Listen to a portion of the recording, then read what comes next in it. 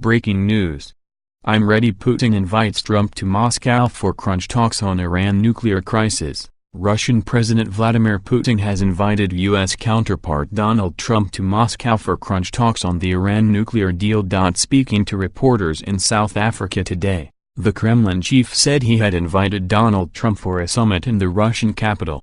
Mr. Trump, a fierce critic of Iran's regime, threatened the Middle Eastern country with war in an astonishing Twitter rant on Monday.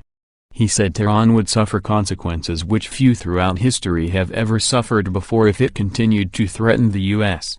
He added, "We are no longer a country that will stand for your demented words of violence and death.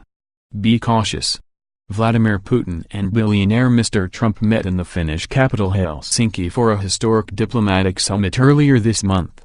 And the strongman Russian president said he was ready for further meetings to ease tensions between Washington and Moscow. He said he wanted to talk about the controversial Iran nuclear deal, saying, "It's a subject for debate and negotiations. How can you have these if they don't exist?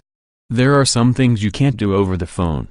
Mr. Putin added, "Regarding our meetings, I understand very well what President Trump said. He has a desire to have further meetings. I am ready for that. We need for the appropriate conditions to exist, to be created, including in our countries. We are ready for such meetings. We are ready to invite President Trump to Moscow, by all means.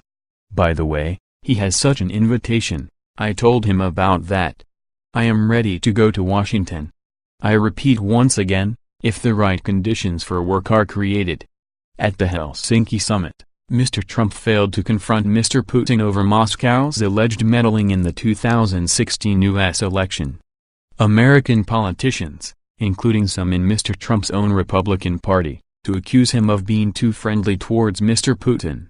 But Mr. Putin today made a case for improved relations with Washington, saying it would help make the world was a safer place. He said, "Yes, we have contacts on a working level, but sometimes that's not enough.